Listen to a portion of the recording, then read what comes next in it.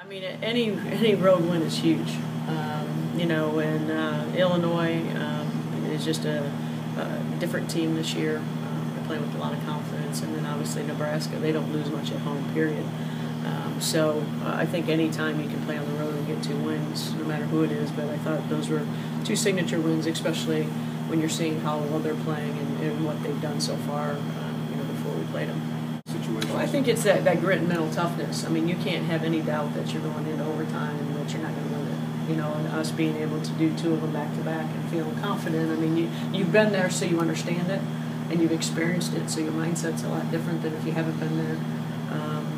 But we're finding ways to win, and that's those are the times where you got to grind it out and make that key shot, get that key stop, and we've been able to do that. You hadn't really been tested like that in the non-conference. Right. I think only one of your games was single digits, so yeah. The middle Tennessee, I think. But was it nice to see, considering you hadn't been tested like that, nice to see you get tested like that and come out on the right? Absolutely. Right. I mean, that's one thing that it was a concern, is we haven't been into that tight game where what's going to happen, and I think the experience helps. You always talk about if there's lack of experience or you have some experience, and the kids that we've had on the floor really are the ones that have had junior seniors that are in that situation, making plays and understanding the mindset and not thinking anything different because of our season last year. So I think that that really helped us, but obviously it's always a concern if you haven't done it, and now we've had that experience, at least we've been there.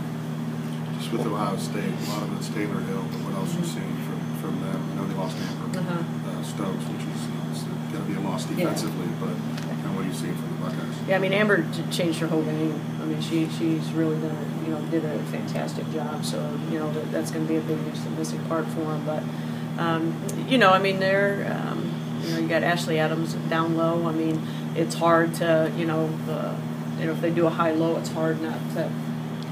You just can't guard it. It's very difficult, even if you're 6'4", 6'5". I mean, she's just so big down there.